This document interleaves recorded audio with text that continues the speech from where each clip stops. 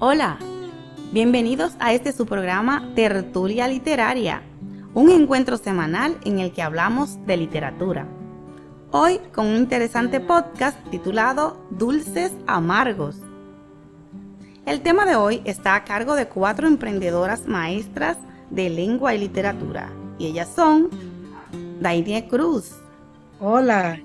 Zoraida Burgos. Hola. Jazmil García. Hola, hola. Y Adalgisa Gutiérrez, deseando que se encuentren muy bien. Hoy abordaremos la teoría feminista y sus primeras etapas u olas, haciendo énfasis, por supuesto, en el ámbito literario, ya que analizaremos el relato La Casa Invisible de la escritora puertorriqueña Rosario Ferré, en el cual identificaremos aspectos como el lenguaje usado por el narrador, la idealización de la mujer, la psicología de los personajes y la persistencia. ¿Qué les parece, chicas, si empezamos por ver qué es el feminismo para contextualizar un poco aquí a los oyentes? Claro que sí. Perfecto. Claro, por supuesto.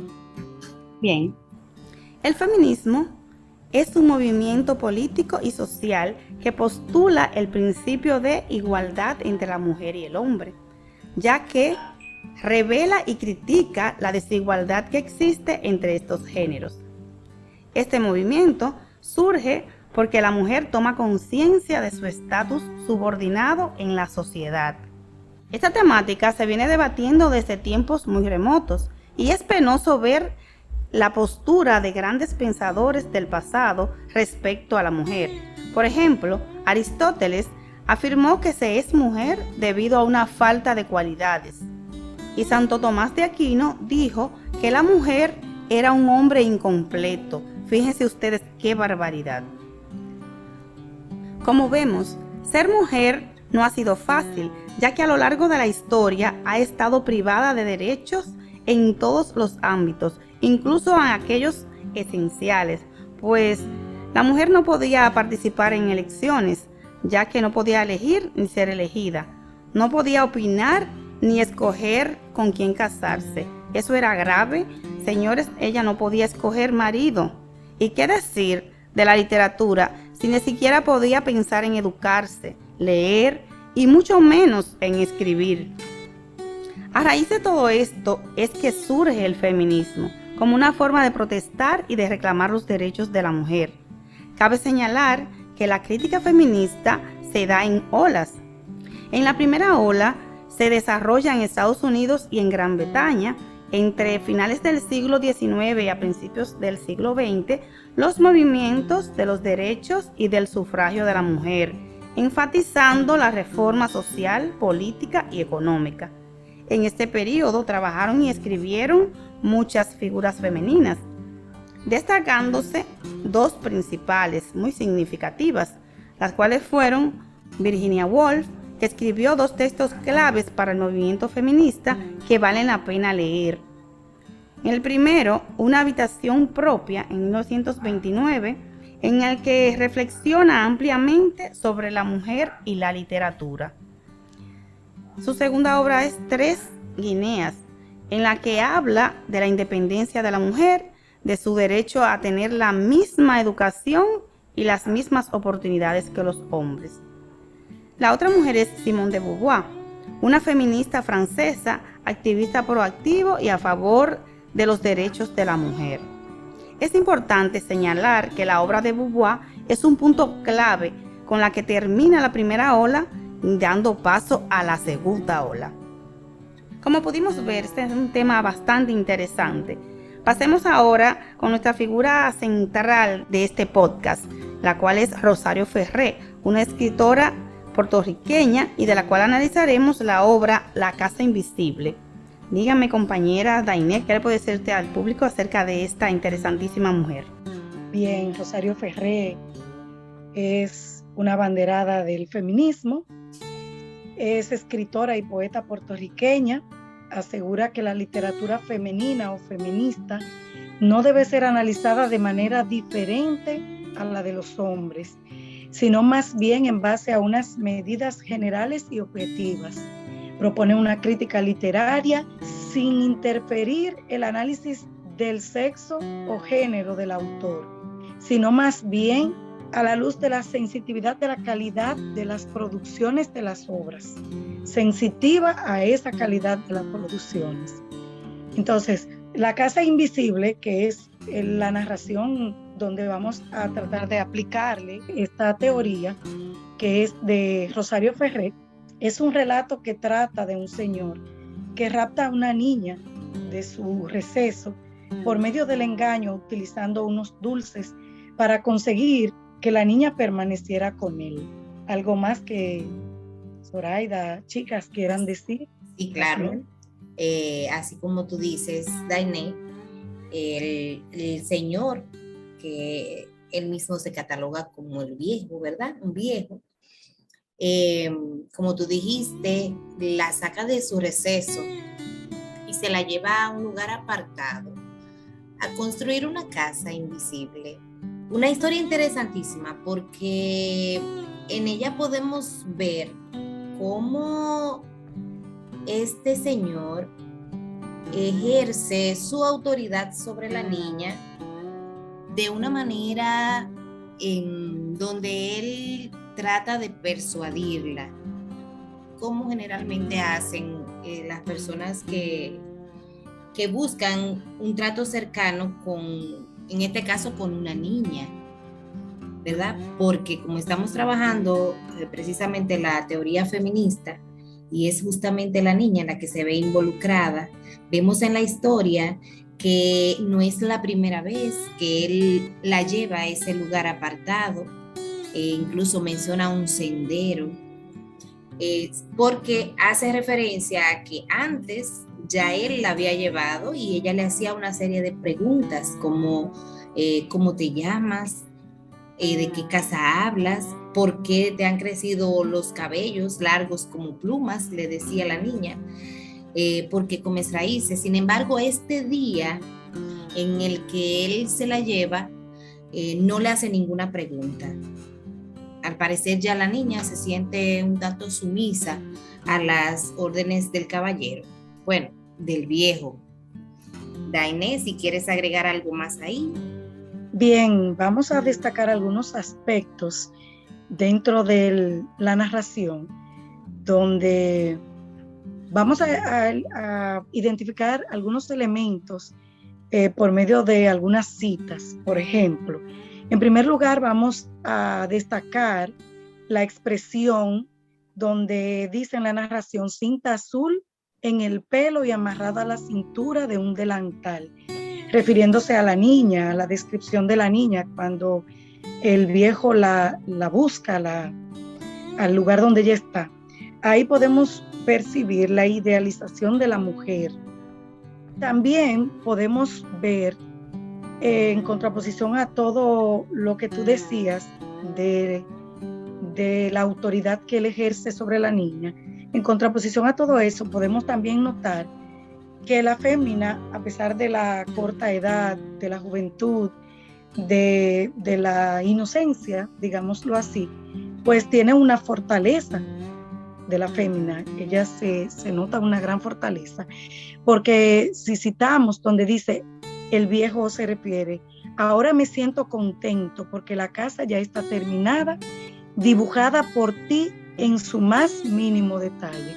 Pero también hay otra frase en donde dice, a mí no me había sido dada como a ti la mirada creadora de la vida. Él, a pesar de su edad y de la fuerza, el poder que tenía sobre la niña, pues en ese momento se sentía débil. La fortaleza era de la fémina, a pesar de la edad. Por otra parte, de acuerdo a la psicología de los personajes, vemos la persistencia del viejo cuando dice, te venía observando desde hace tiempo, oculto entre los árboles al borde de la plaza, olfateando como un perro viejo tu rastro.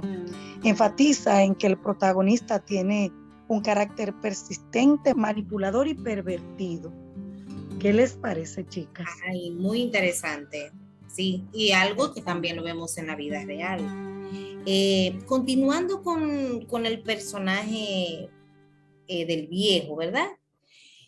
Podemos considerarlo como un personaje flemático, de sangre fría, metódico, porque incluso hay una frase en donde él dice que la venía observando hace varios días o meses detrás de un árbol, como un perro siguiendo su rastro.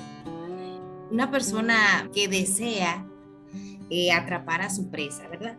Y él mismo se define así. Entonces, el objetivo de este personaje o el objeto es la atención de la niña, a quien convence, como dijimos anteriormente, como tú mencionaste, Dainé, ofreciéndole dulces, que es la manera como este tipo de personas atrae la atención de los niños, pero en este caso específico de la niña. Entonces, hay una postura en donde se percibe una atmósfera hostil cuando en el relato dice: yo he visto oscuro siempre, pero pronto veré claro por tus ojos. Lo que tú decías, Dainé, hace un rato, aquí se resalta la fortaleza que posee la mujer a través de esta niña, ¿verdad? Correcto.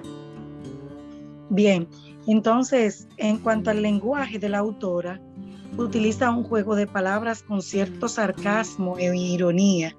Jazmín, ¿qué te amerita? ¿Qué tienes tú que decir al respecto? Es impresionante, compañeras y aquellos que nos escuchan, cómo el arte, a través de la palabra hablada o escrita, nos trae esa reminiscencia de lo que es la sociedad. Cómo a través de la literatura se puede considerar esta arma para defender, en este caso, los derechos de las mujeres. Este análisis está basado en esa teoría feminista, donde se toma en cuenta el lenguaje como principal elemento, y ya lo escuchamos de las colegas, como este juego de palabras, como estos contrastes, en cierto caso cierta ironía, para dar a entender que las mujeres son entes sociales con unos derechos que jamás se pueden obviar. La Casa Invisible, de la escritora Rosario Ferré, resalta esos aspectos intrínsecos del feminismo, ejemplificando con el contenido, siendo un reflejo de las vejaciones sufridas por las mujeres a lo largo de la historia. Este movimiento pluralista de crítica y de pensamiento condena la justificación y es producto del conflicto social que se traduce en posiciones subordinadas y desiguales para las mujeres. Aquí nosotros encontramos diversos aspectos o rasgos, como son los personajes, quienes nos interpretan realidades a través de esos relatos de escritora como la que analizamos en este momento. Realmente contienen un carácter multidimensional en su comportamiento, pero hay un elemento que es de carácter transformador y es la psicología que presentan ciertos personajes, en el caso del viejo, como lo narra la autora, y la niña, que es la parte más sensible de la obra y de la cual se quieren resaltar elementos propios de la mujer. Por otra parte, se ven lo que son las implicaciones teóricas y prácticas para abordar la tensión entre la individualidad femenina y su identidad de género.